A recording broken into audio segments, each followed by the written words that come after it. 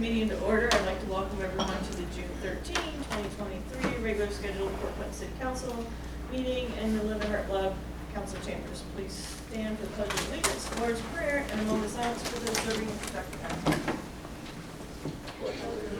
To the flag of the United States of America and to the republic for which it stands, one nation, under God, indivisible, with liberty and justice for all.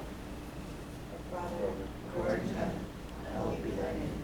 Thy kingdom come, thy will be done, on earth as it is in heaven.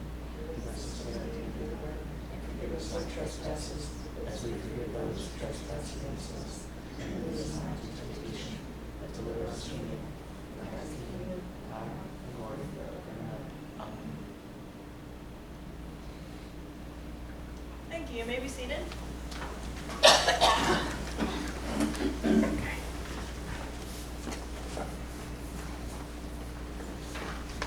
Will the clerk please call the roll? Beth Gilman. Here. Margaret Phillips. Here. Richard Morgan. I am here. Kelly Gangle. Here. Pat Hovis. Here. Jerry Trolley. Present. Kathy King. Here. Thank you. Council, you previously received the May 23rd, 2023 regular meeting minutes. Do I have a motion to approve the minutes as stated? Madam President, I move that the minutes as stated here. Thank you. Do I have a second? Thank you. Any discussion? Okay, I have a motion by Ms. Phillips, seconded by Mr. Trolley to approve the May 23, 2023 regular meeting minutes. All in favor say aye. Aye. Opposed, the same sign. Motion carries and the minutes are approved. The chair notes that certification has been made regarding compliance with the rules and notifications of this meeting. We have no guest presentation, public comment. Daniel Laird, 509 Harrison Street. If you go to the podium, please. Thank you. Hello, I'm Daniel Laird. I reside at 509 Harrison Street here in the city. The reason for me addressing council today is I want to raise a concern I have reference the house next door to me at 515 Harrison, and then directly behind that on the same 515 Harrison property is a separate house. Not sure if they have issued that an address. I know that the water meter connects 515 Harrison, and they run that same water line to that rear house. These two houses have been purchased by somebody that lives, I believe, in Pontiac, Michigan, and is being used as a Airbnb rental. I'm here today with another neighbor, John, who's prepared a much lengthier speech for you guys. I just want to try and keep it simple for my part of this. We seem to be running into the issue of partiers and people that show up feel like they have the right to act like they're at a resort in a commercial location. This happens to be a residential area, a very quiet area. A lot of these folks have done things to all hours of the morning, and police have been called to no avail. We spoke with the owner. The owner of this property happens to have a manager of the property who is not present. Seems to be no solution to any of our issues, so we're approaching council today. I'm here, like I said, in support with John, who's got a lot more details of things prepared, as I do not. I'm just here as another resident next door to this house to attest to the things that have gone on that have been unfavorable that I found no resolution for. And some more of the things, midnight on a Sunday night, I was trying to go to sleep because I have to work in the morning, and windows were open, front porch, this house, 515, the front house. The people are in and out of the front porch smoking marijuana and wafting it into my windows, very stinky. Me personally, I don't care about the marijuana subject, but I don't wish to have that blown into my house, right? Very loud, talkative, all the things that go along with that party atmosphere. To all hours in the morning on a Sunday night when I have to get up, when my kids have to get up. My dogs hear the commotion, they'll bark, wakes the whole house up. And again, no resolution to this situation. My encounters with some of the people trying to request them to be quiet have become violent to the point where I've had a gentleman come onto my property, approach me, fists clenched, telling me this is going to be fun, trying to fight me, Called the police to no avail. He stayed there. Gentleman from Iowa backed into my fence and bent it, not to a great financial loss to me, but nonetheless, they advertised this rear house. Again, I changed without specifying. This is the rear house now.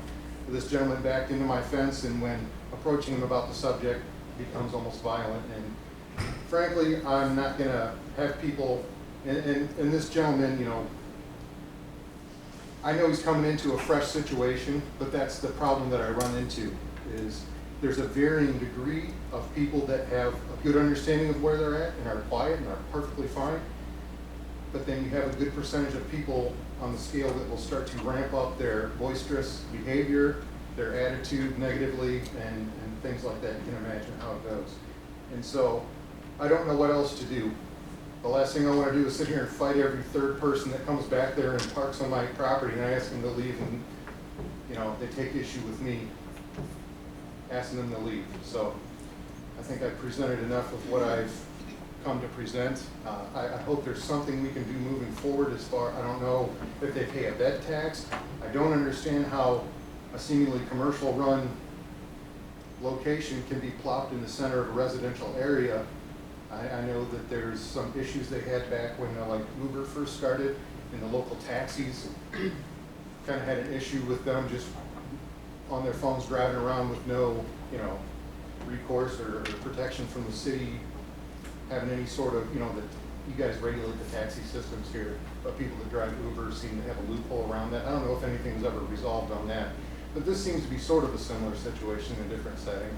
So I guess I'm just trying to present this problem to you guys, make you aware of it, and see if there's anything we can do moving forward to resolve some of these issues or make some rules, or I'm not sure, but like I said, John's here too to present more information, maybe clearly explain it better than I have, but that's what I have to say, and I thank you for your time.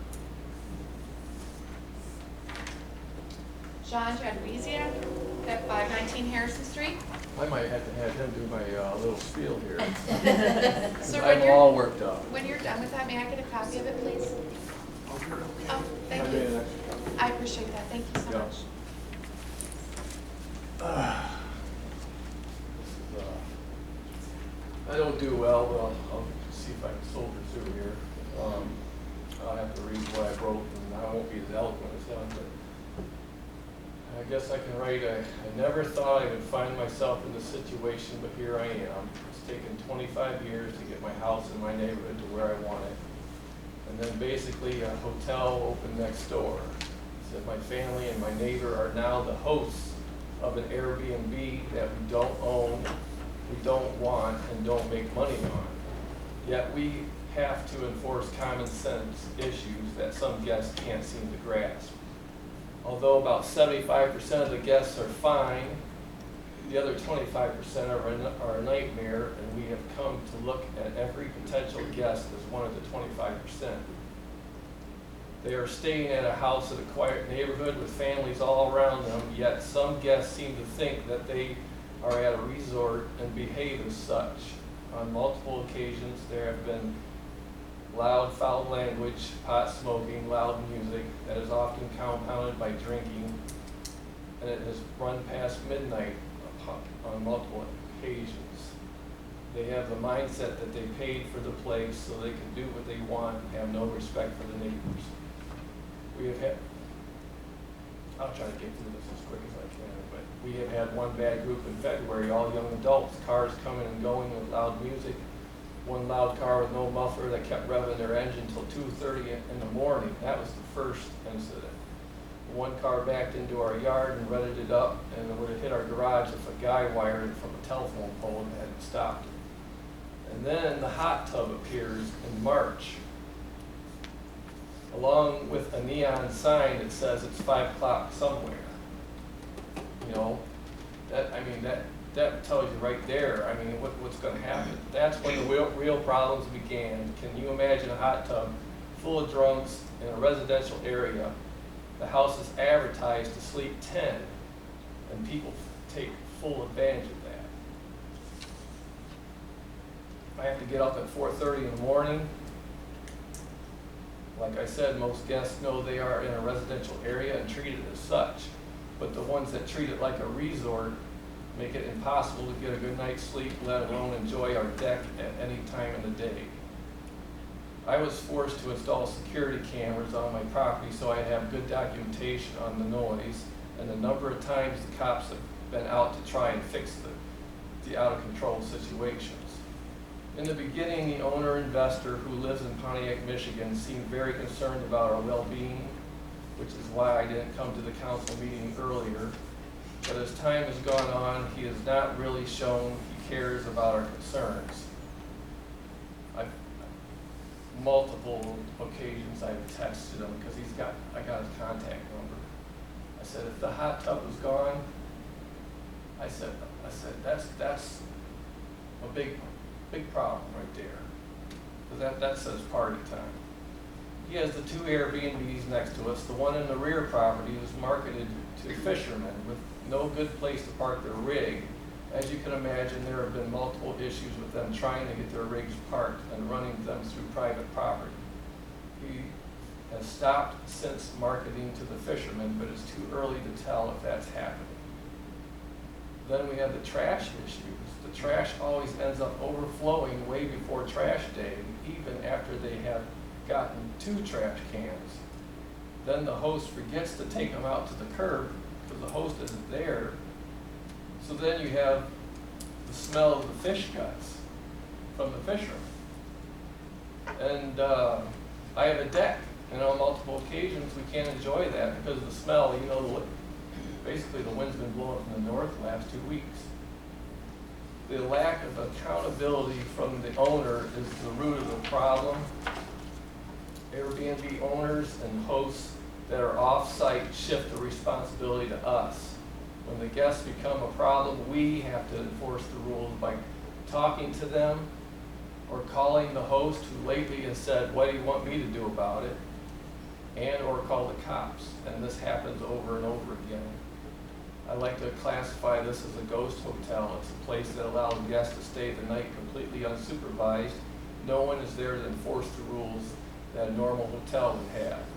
I did not expect, nor should I have to live next to a ghost hotel that is a commercial business in a residential part of our town where the zoning would normally not allow this.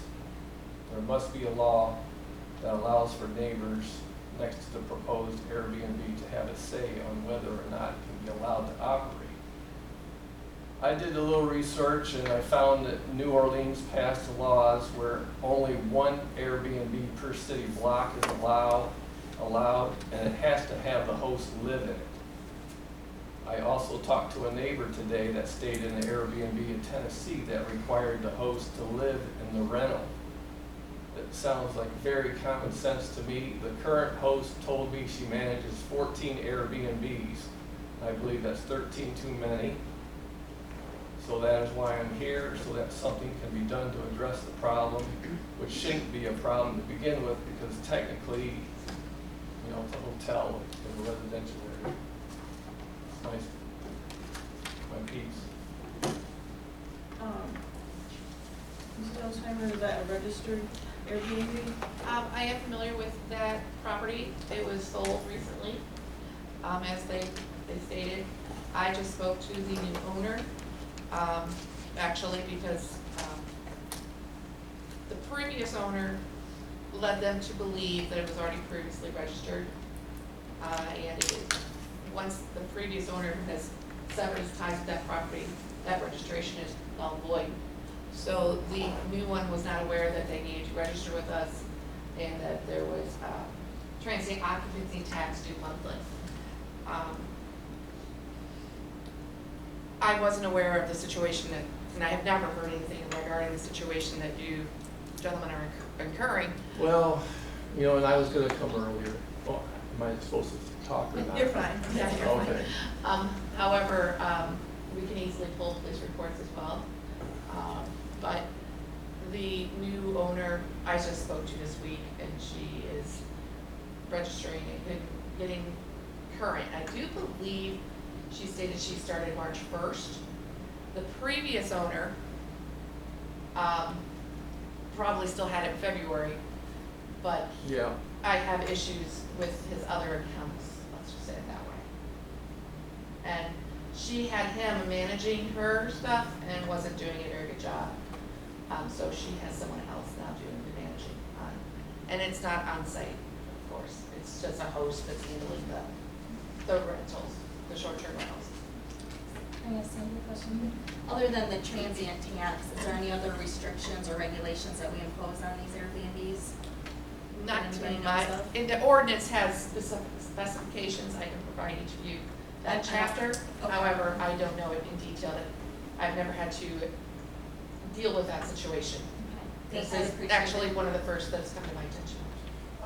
Mr. Jaguizzi contacted me, somewhat ward, March maybe? I think. yeah. It's been a while, and I did some asking about this, and basically was told that there's not a damn thing we can do, except call the cops. And I understand that to a point, but man, I understand his point too.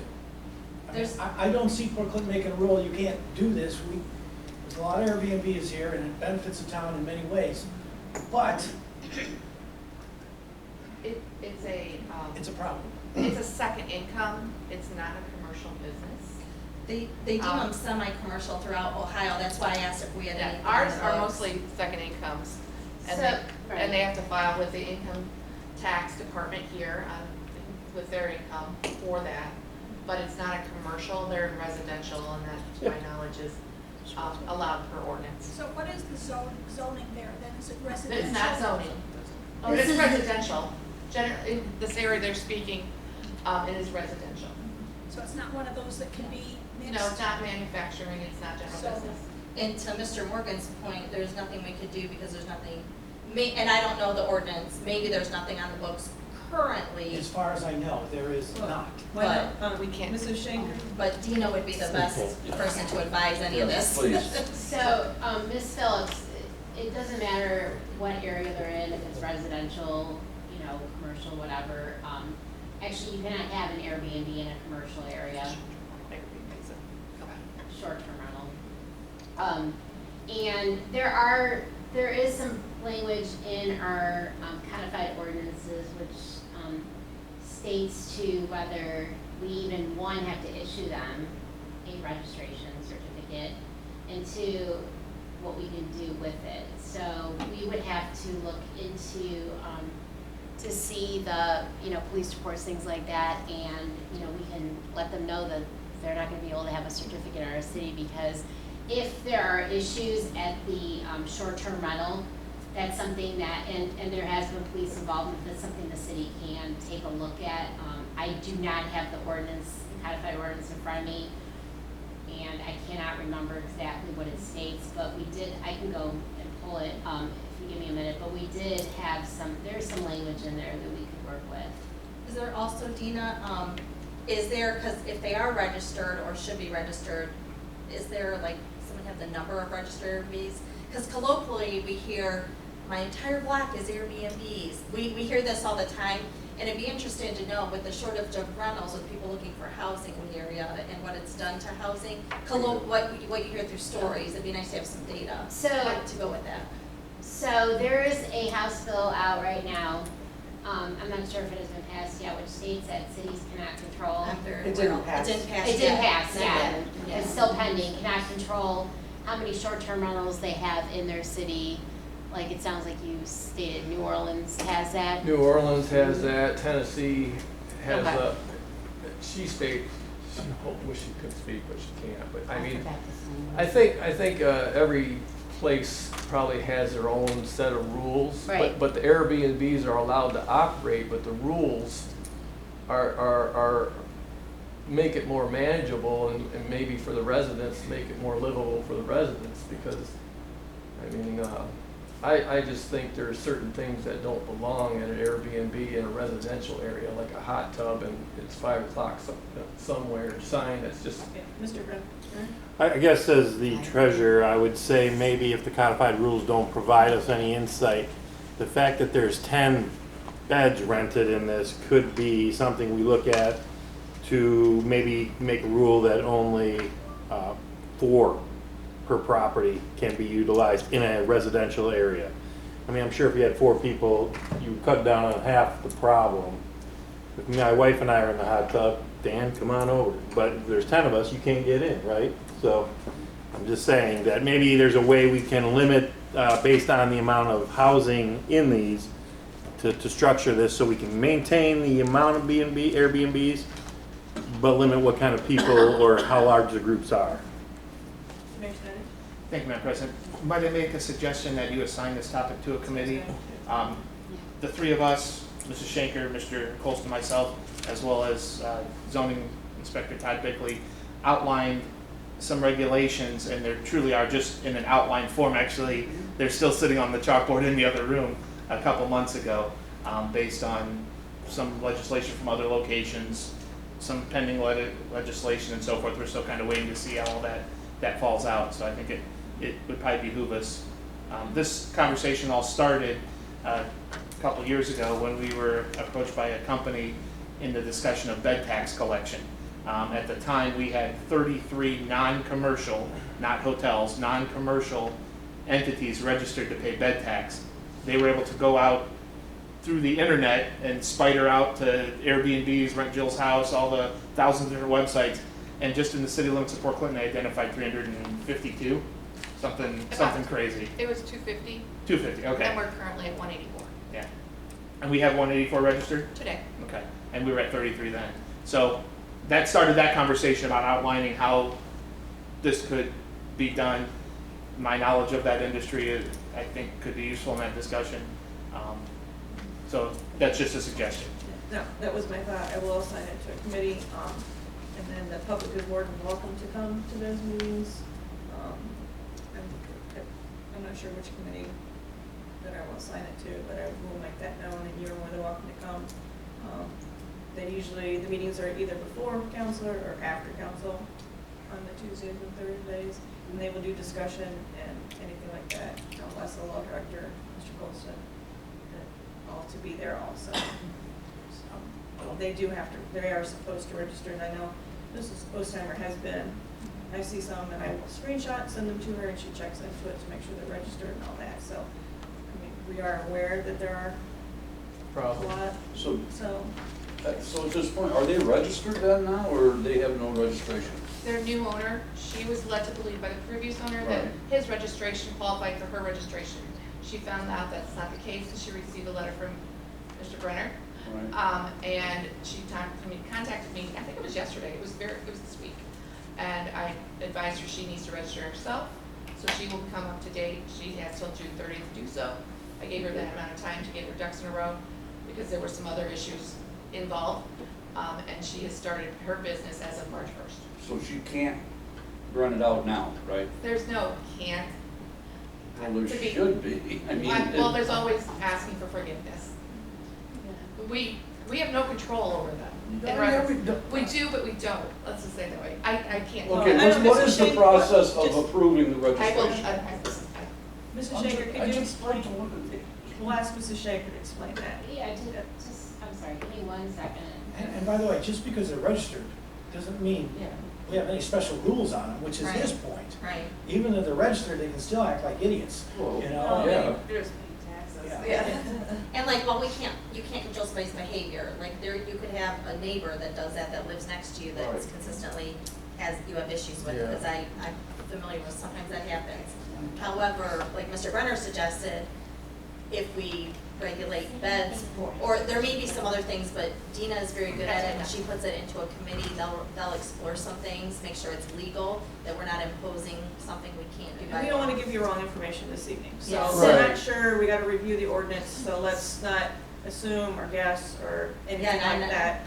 Let's, I'll assign it to committee, they'll have a couple meetings. It's not, I mean, I can tell you it's not going to be solved in one meeting. I mean, it's going to have to be a process, But and I think. But I mean, things like a 90-day limit per year, We cannot Post- put any limitations there is on, places that do that. right, but in Ohio, Okay. we cannot do that. Oh. As of right now, the legislation is that we cannot do that, we cannot limit. So basically, our current ordinance does not have any liability for the owner of the Airbnb for such issues. I was looking at legislation that As the mayor indicated, we are looking to amend this section and change that. And then that would, that's where I read that it would include penalties, and we've looked at things like a registration checklist, which they would have to check off everything that they're doing. We've looked at other things, you know, upping the registration fee, so, or putting in a registration fee, so people would, you know, take it a little more seriously, their job, you know, in this Airbnb business, because it is Right. a business now. A local contact. A And lot a of local contact. I was gonna say, a lot of these places, they have, when Airbnb started, there was always someone that rented a room out of their house. Mhm, And so there was always a host there, mhm. and they would abide by that host rules and everything. And that would be another thing, is that's what New Orleans is, that they require a host there. I mean, it's just common sense. Well, I if mean, I you- mean, we have to follow. We have to can follow do Ohio law. ordinances, but we have Right. to follow Ohio law. And unfortunately, our law seems to differ quite Right. Well, so drastically Ohio from law New will tell Orleans. us what we can do in our own communities. Yes. You have It's to- called the Ohio Revised Code. Yeah. Follow the state legislature, you'd be very I know, disappointed. and I'm constantly amazed. Very at how they disappointed. say, small government. So what then I they can tell us you, we're close. what I can tell you is we will definitely look into this very soon, very quickly.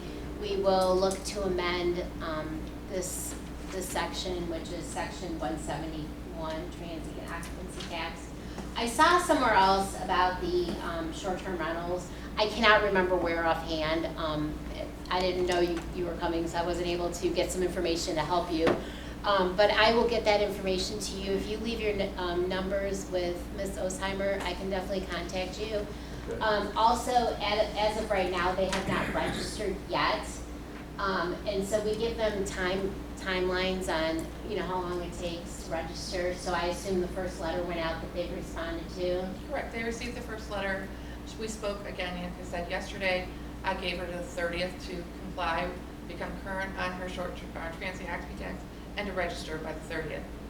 She had some things to get Is together. is that the host or is that the owner? That is the owner is who actually registers, not a host. Okay. And so, And sometimes the owner is the host. Okay. and so if they do not do this, you know, in this ordinance that we have right now, it does state that I can take them to court. I have filed on others before that have failed to register or failed to pay their short-term rental. Believe it or not, their misdemeanors are the first degree. So failure to register and failure to pay your monthly short-term rental tax. So if they, for some reason, decide they're not gonna do this, then we have that option to go to also. It takes, you know, we have council the second and fourth Tuesdays of the month, and usually a lot of the ordinances that I prepare, they go through 2, if not 3 readings, so we're looking at 6 weeks for something to pass potentially. But well, and as the mayor stated, this is something that's an ongoing conversation. I was just thinking about that the other day, saying we really need to get back on this and get it in there. With the laws changing all the time, it's hard to keep up with it, so we were kind of just waiting for it to finally settle so we can use what the legislature is wanting us to use. But leave me your numbers and I will keep you updated. You know, we can always send them a letter indicating that, you know, you're interested in renting and, you know, or having, you know, a short-term rental. However, we're getting complaints, you know, you're gonna need to address these complaints. That's something I could prepare to them. I mean, I don't know if they'll follow it or not, but usually when you get a legal letter from the city and you're out of town, you usually tend to follow it. They're registered, I just looked it up, as Griffin Ohio Properties LLC. And I'm sure Ms. Osheimer spoke with the lady, so she has her name and contact information. So we will, you know, probably do a short term, see if they register, see if they begin paying, send them a letter, and I'll look for the police reports and get those, send them a letter indicating, look, we're getting some complaints. You know, not sure if this is you or the previous owner, but it's gotta stop, kind of a letter. and see if that might get us somewhere fast in the short term. And then in the long term, we're gonna work on amending this to make it more beneficial for the people who live in this city, so you don't have to deal with this in your, you know, in your yard next door. Yeah. I believe there's one going across to your street, across from your house. I don't know. That one with the horseshoe, Mayor Snyder? Um, For sure. I just want to emphasize, I would encourage you to attend the committee meetings, because this is a topic I'm very Right. familiar with. and she's And got I one could go going. into a great deal of detail, but this isn't the place to do that Yeah. on And what we've she- been talking By about. the way, I would like to say that I'm glad you came, and Right. I should have done more when you talked to me, and I'm sorry that I did not. It's gonna Well, get I after me. appreciate that, because she lives on my block and she has one going across the street. It isn't up and running, but it's been brought to her attention that it's gonna be one, and she's got a rental right behind that. So it's got her house and then the rental there, and it's just, Okay, well, she's listening to me and she's getting worried. I will assign this to committee. You're more than welcome. They're public meetings to come to the committee. That's where the full discussion happens. And, I mean, anyone can come to that, and there will be, the 3 committee members will be there. Once I announce which committee I'm assigning it to, it'll be posted. Usually you do it on Facebook, Sandy, and then, okay. So I'm gonna appreciate anything you guys can do. Okay. Thank you all. And we'll keep you informed, so you I appreciate know. And if that. there are any issues, instead of waiting to come, you know, the second or fourth Tuesday, I'll leave you my number and you can give me a call and just let me know what the issues are as they're happening. Because if you wait 2 weeks to a month, Right. you know, it's almost like those And issues you should are document, over. I mean, with the I've been police and the documenting. I got you should videos. document, He's with- got and videos. reporting it to police too Police is is- further that's- documentation, so. That's the that official. is- Call the police. That's the Yeah. official. That's, Yeah. I mean, that's what, you know, we tell people is that's actual documentation. We're in a lull right now, we're just, so that means it's gonna happen anytime now. Don't say that. Okay. Okay. So, and you're more than welcome to stay if you would like, or just make sure that you give them the. You have all of my information? Why don't you go ahead and write it down? Yeah. I have Dan's contact info. And then I'll Possibly email? email, yeah, I'll email you my information. If you give me your email, I'll send you my information. Sure, sure. Oh, absolutely. Absolutely, and we're the ones who try to move as quickly and get some, get them to stop. And then we'll pass legislation, but legislation has a while. We want to make it fair for everyone. Right. Did you put your email down? I did. Okay, perfect. Oh, no, there's a lot of. I will email you my contact information, so you Okay. have it. We'll move on. I mean, you're more than welcome to stay, but, you know, if you would like to leave, you're more than welcome to leave. So we'll move on to executive officers reports. Thank you. I had the Thank you very much. honor to be invited, along with other council members, and attended the African Safari Wildlife Park Dinosaur Takeover last Thursday. It was very nice. Also, yesterday morning, we had the lighthouse bathrooms at Waterworks Park, ribbon cutting, and then the waterfront walkway at Jefferson Street Pier. So that was very nice. There was a little fight over who got to do the popper, but it all worked out well. And also the beautification committee, I know is always looking for volunteers if any members of council would be interested. Margaret Farkas is in charge of that. I have her contact information if you like that. Mr. Trolley and Mr. Holman volunteer, help water. They're always looking for people to water. One of their main helpers is laid up for a little while. So if anyone on council would volunteer, they would appreciate the volunteers, and I can give, like I said, that Margaret's contact information. And when they have meetings and stuff, sometimes they send out emails. So that is all I have. Move on to the mayor's report. Thank you, Madam President. Good evening, Council. How's everybody doing today? Council, in front of you, you see a piece of paper that's titled Drawbridge. I can ask this question, I'm sure everybody in this room will know. When does the drawbridge go up? Every time you're in front of it. That's a good, but for years, my entire life, every half hour, 3 minutes before it goes up, 3 minutes after it comes down. The drawbridge, owned by the state of Ohio, used to be run by the county engineer. A few years ago, the county engineer gave it up, and the U.S. Army Corps, or excuse me, U.S. Coast Guard took it over. they contract that service out.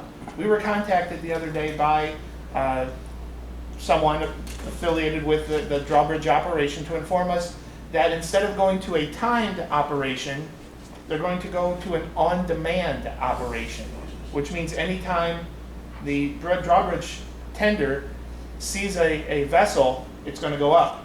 And it's going to remain up until he doesn't see any other vessels that need to go through at any time. Who knows how long it'll be. So what you see here, the police chief had a conversation then after hearing that information. The police chief called a representative from the Coast Guard and said, hey, wait a minute, we have issues here with traffic backup. The Jet Express obviously has an issue. They've coordinated their schedule around the existing half-hour go up and down, so there's not as many vessels as they're trying to back out or come in. You have the business impact. If it's up all the time, how do people get from one side of the bridge to another? You have emergency responders. I know firsthand that when a drawbridge is open to boats, they don't answer the phone because they're watching boat traffic. And what if there's a fire on the north side of the drawbridge, or a heart attack, or a fight at one of the taverns where emergency responders have to get there? I wasn't part of the conversation, but the police chief told me basically the U.S. Coast Guard said, pound salt, it's going to happen. But they ended that conversation with, there is a website you can go to register your concerns. Hence this website you see here. Mrs. Schenker is going to compose an official letter from the city, but I am asking council members and anyone that can hear my voice to share this website. They're accepting comments until July 5th. Fill that inbox as best you can. I have talked to 50 people, and not counting the folks in this room. I haven't come across one person that thinks that this is a good idea, other than the fellow from the U.S. Coast Guard.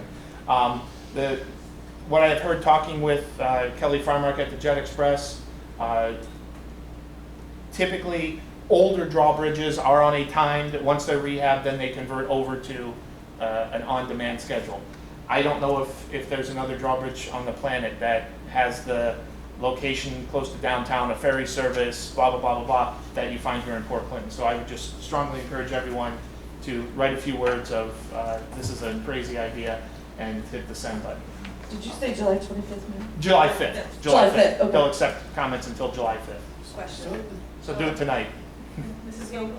currently, it's every half hour, and you say it's up for It goes up 6 3 minutes. minutes. Yep, 3 Okay. minutes before and 3 minutes after. Okay. Yep. And that, can And anybody that's older than and me tell then- me if it's not been like that their life? And with this, it could be up. It could be up for 20 minutes. Okay. As Or long it as could there's be up an vessels. hour. It could, yeah, exactly, Yeah. exactly.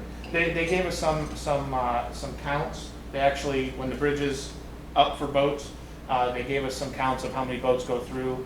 And then the individual said you can probably multiply that by 1.5 for the boats that go under that don't need the bridge to go up. 4,000 and some in July that go through the bridge when it's open to boats. Apparently there's a rule somewhere that boats have the right of way over cars, but still it seems a little odd to me. Ms. Phillips?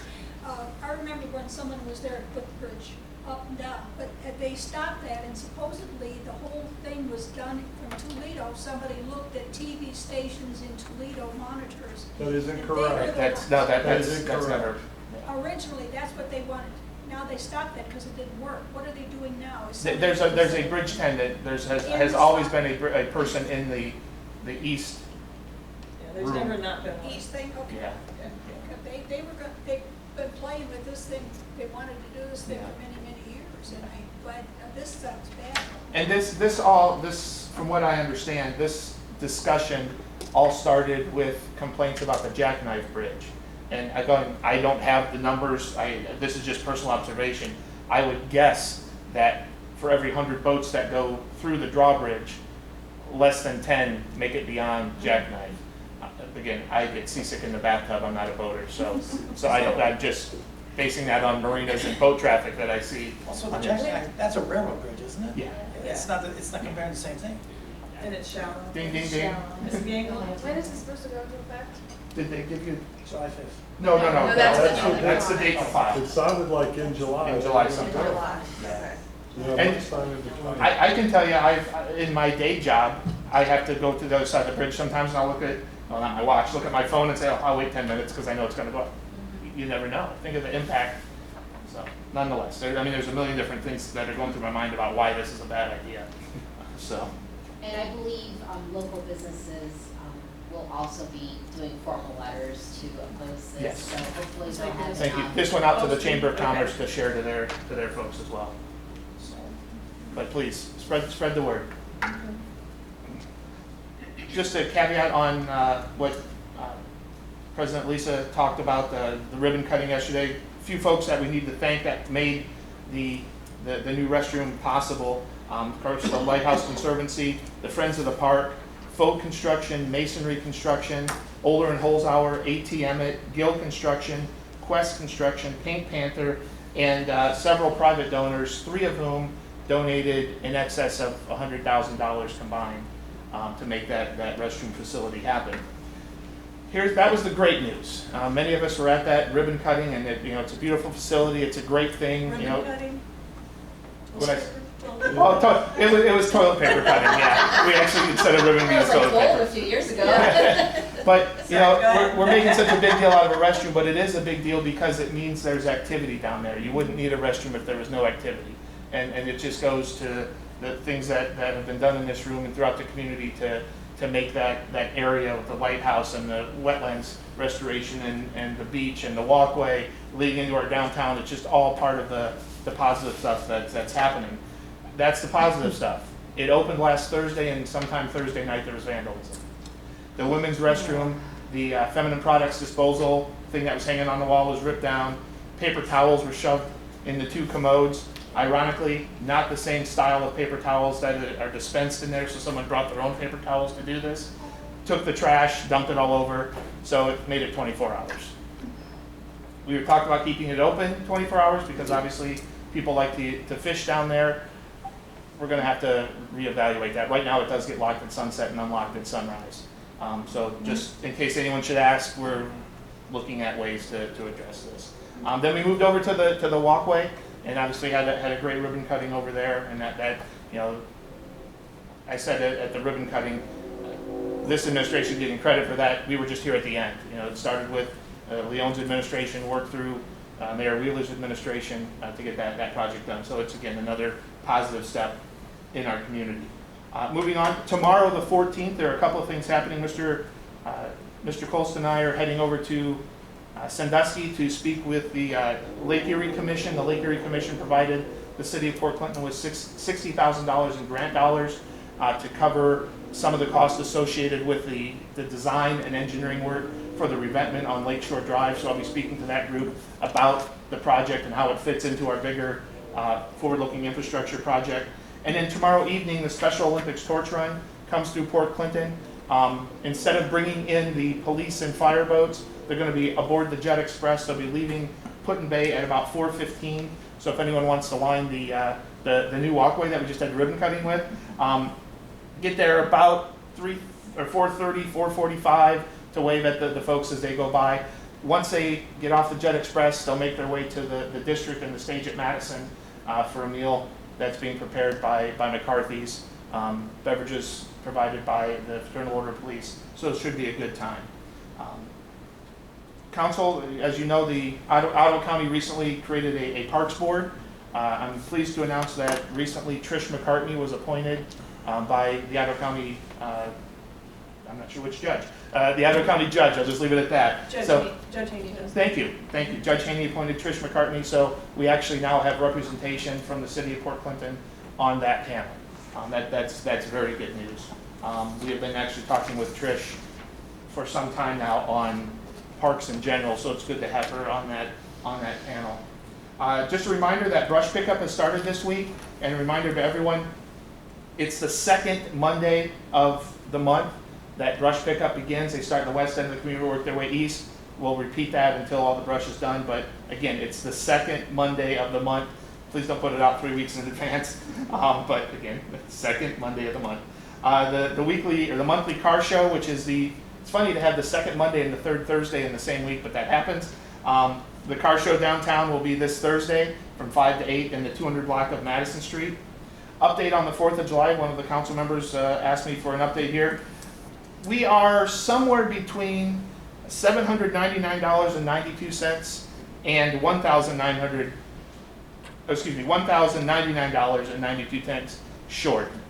I think there's a $300 donation somewhere on my desk at the office. So we're somewhere, as soon as I find that, and I will find that, but I'm hoping, and I know we will come up and get that extra $800 to make sure the fireworks are gonna happen. Whether somebody will write a check, don't worry about it. We're there, but if somebody wants to give me a check for $799.29, I won't turn it down. Reminder about PC Day at Fifth Third Field. We're still up in the air as to whether or not the Jet Express will be able to take passengers. As you remember a couple weeks ago, I mentioned that the dock they normally utilize is currently under construction. They're waiting on an update, and the moment they hear, hey, it's a go, they'll get information out, or, we can't do it, I'll let everyone know. But if you want to call Fifth Third Field to get your tickets, and again, that's Sunday the 20th of August, 419-725-4367. 419-725-4367. I got some interesting news earlier today. As you remember, a couple weeks ago, I talked about the Italian Bowl taking place at Toledo Rocket Stadium. And in conjunction with the Italian Bowl, the Mayor's Challenge punt, pass, and kick competition. Well, I got the official activities that will take place on the 25th of June at St. John's High School over in Toledo at 2 p.m., which is also going to be broadcast on the Buckeye Cable Sports Network. Yeah, Mr. Colson's over here laughing. It's going to start off with a passing challenge, 1 minute to score points, and then it's going to move over to the best hands competition. Me trying to catch footballs. I'm a dumb lineman. Then there's a punt golf competition where you're kicking balls towards swimming pools, and then my favorite, the ultimate obstacle course. Yeah. So keep your comments to yourself, Mr. Colston. So again, that will be on the 25th at St. John Jesuit High School, their athletic complex over in Toledo at 2 p.m. With that, Madam President, that will conclude my report. Mr. Trolley, what's your question? I have none. I actually have a question. Yes. Somebody had asked me if there was any update on when the construction will begin for the forward-looking infrastructure project. Sure. Last Friday, and then let me start by saying there are many moving parts in this whole thing. And we were working on one particular timeline, talking with the State Infrastructure Bank. We had been talking to them for months about this project, with the U.S. Department of Agriculture kind of as a secondary option. And as you know, we submitted some paperwork back in December, and in January they came to us and said, we're out of money. But they didn't tell us that leading into it. So that kicked in Plan D, going with the U.S. Department of Agriculture. On Friday, we signed documents related to Plan B, the below ground stuff, indicating our interest in accepting the $10.105 million grant and the $8 million loan. The next step on that is to move forward to go out for bid, so on and so forth. He's going to hit me in the back of the head because we made a decision not to talk about dates, but we're hoping in early 2024 that we'll be able to go there. The above ground stuff, we had talked that it would be April. It's obviously June now and nothing's happening. We gave the U.S. Department of Agriculture the diagrams and whatnot back in February. They still haven't gotten back to us to say go for it. We asked that question, why haven't you gotten back to us, when we had our meeting on Friday. Mary Carr from the U.S. Department of Ag was on the phone. And she said, well, we're holding off because we think rates are going to drop July 1st. And if the rates drop, obviously the big thing. The reality is, at this stage of the game, even if they say tomorrow morning, if they call me right now and say go, by the time we advertise for bid, by the time we review the bids, by the time we award the bids, it's going to give us about 6 weeks before the asphalt plants close. And none of the contractors, and talking with Tracy and the Pogemeyer group, none of the contractors are going to hold that price through the winter. So unfortunately, I don't think the paving is gonna start. Fair statement? Fair statement. Now, with that, that gives us some time. If you remember Mr. Not Mr. Gabe, Mr. Belo mentioned that we have enough funds in our, with this $10.105 million, we have enough funds in the B portion with the $12 service charge to cover all that stuff. And we were going to be shy because of increased interest rates and inflation and so forth. We were going to be shy about $100 or $100,000 a year in the pavement portion. That would come out of the general fund, and he thought we could do that. What this extra time has allowed us to do is look at both plans and say, okay, we have a little bit more money over here. How can we take some stuff that was just going to be paved and now maybe do some underground stuff to utilize this and maybe not dig into that $100,000? So, oh, I'm sorry. So with that, there are two things that are in play right now. We're applying for a small cities grant to address some issues on the 100 block of Monroe, West Perry, and that 100 block of Harrison. But they were just going to get paid. By putting them into the water sewer earmark, that would take it out of the pavement and put it over there where we have some opportunities, and we would still then get some additional money. That grant application is due next week. Yeah, next week. We're meeting tomorrow. Yeah. So again, that allows that. The other thing that we're looking at is, and we've talked to each individual council member about this a little bit ago, this is new to the public. Perry and Monroe, that intersection right by the grist mill and the army and so forth, has been a nightmare since the drawbridge has been around, forever. We have been working on some designs to reconnoiter that intersection. We heard the other day that through the ODOT something or another, something, 95 or 90%. No, we got a grant to pay for that 90% of that project. So again, that's something that's coming off of these other things, and we only have to pay 10% for that intersection. Again, time is the caveat. That money won't come around until 2026. But it's not going to slow down anything else that we're talking about. So, yes, it'll be a separate project. We've got now Project A, Project B, and Project Monroe Street, Monroe and Perry, whatever you want to call it as part of the infrastructure project. But again, that's freeing up money. Everything's going to start next year is the bottom line. I know that took 10 minutes to say everything's going to start next year. But that's where it stands right now. This is answer a question. Great, a lot of information. If somebody decides to actually ask the questions that are talking, or simply to talk about uncensored, what's going on with the roads, 5 bullet points or less, we can say, we had a plan, we submitted to the Department of Agriculture, they delayed in getting back to us, and because of their delay, now we're not gonna be able to start until, The beginning, yeah, the below ground stuff, the beginning of 24. Beginning of 24. Okay, yeah, just like in. Which actually had out. Yeah, it's a lot of information, which is great, and I love, but if. And that part, just for clarification, that part was always going to start at the beginning of 20. Yeah. It was the above ground stuff that has paving, been pushed So back. when someone asked, the paving is getting pushed back. Yeah. So if someone walking on the sidewalks, like, what the hell's going on with the streets, we can tell them 5 bullet points or less. Yeah. Here's like the, I'll here's what's going on, there you so. go. And maybe could we get something Yeah. that's succinctly, officially emailed to us I'll or be on happy the to. city site or Yeah. something so that we can share it from the city in the proper words? And I will, honestly, I'll be happy to talk to anybody, anywhere. I don't eat lunch at a la carte.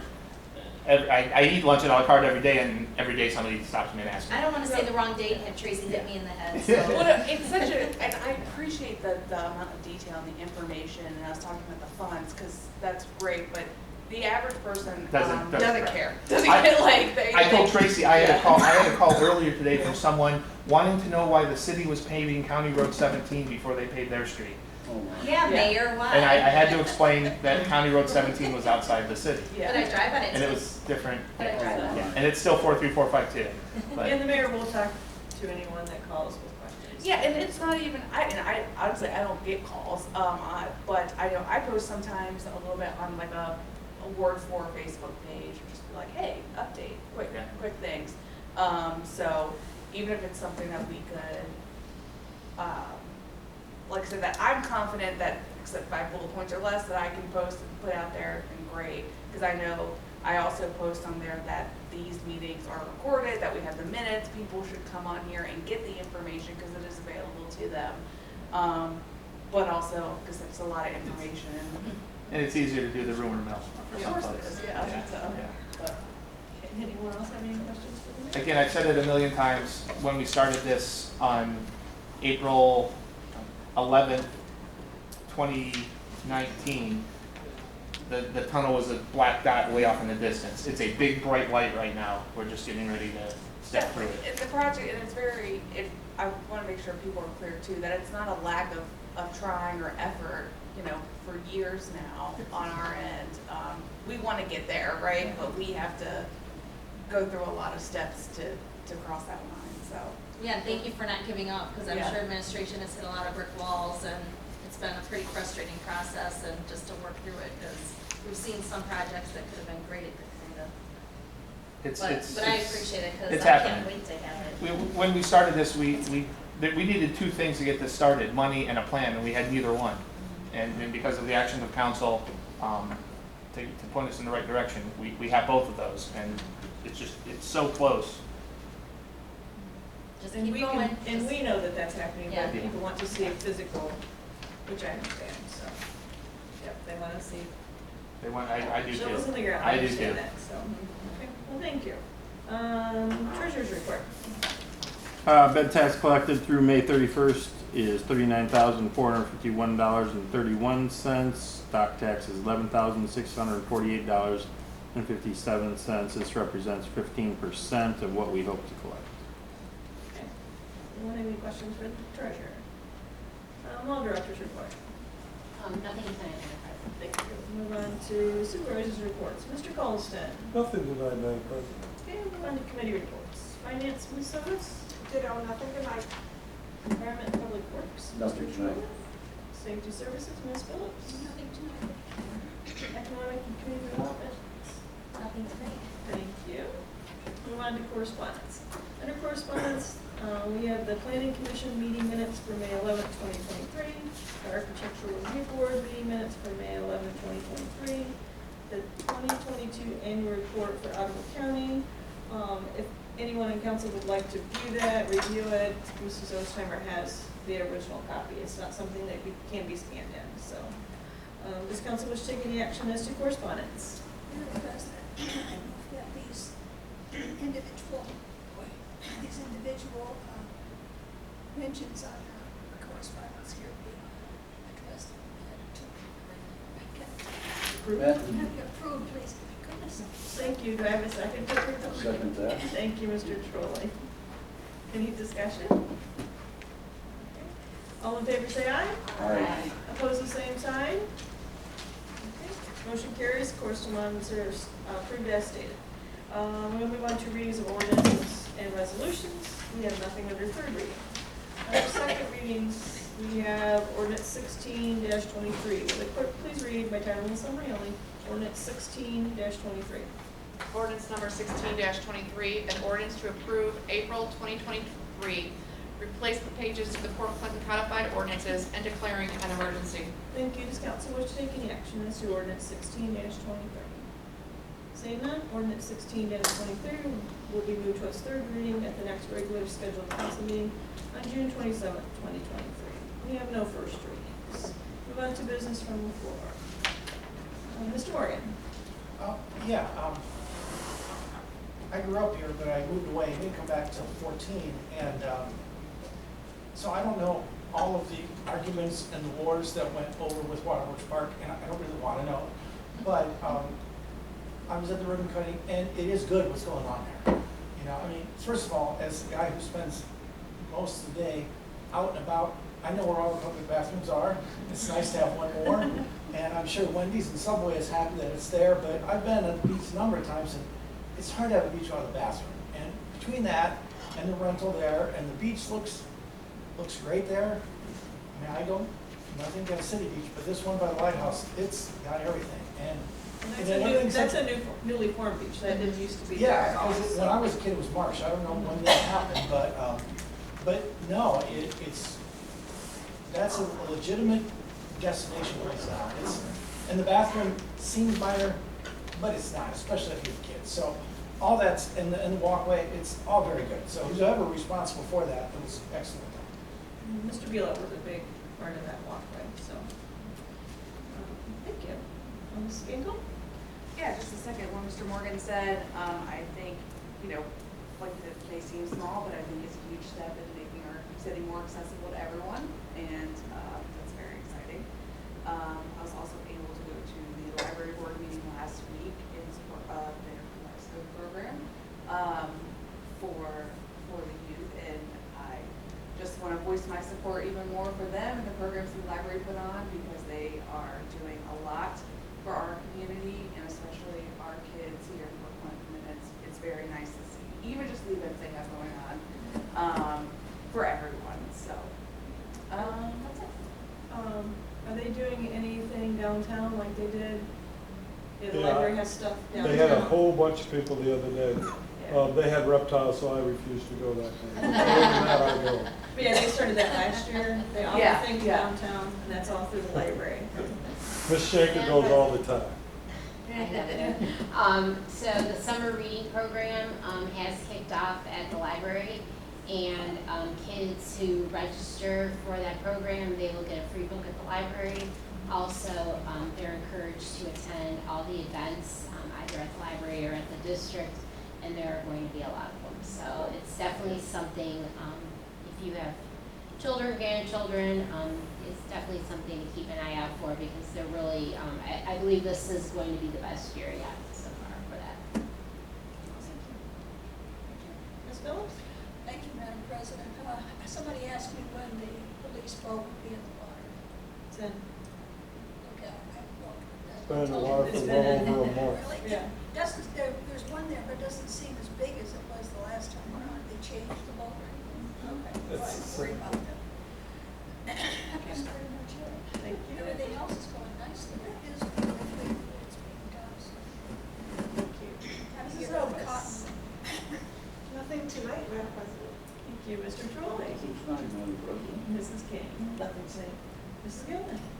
I wanted to say nothing, but I was at the same meeting Kelly was at, and as Dina's mentioned, I encourage all support of the library programs. The Kaleidoscope project, the program they have there is fantastic for the youth in the area.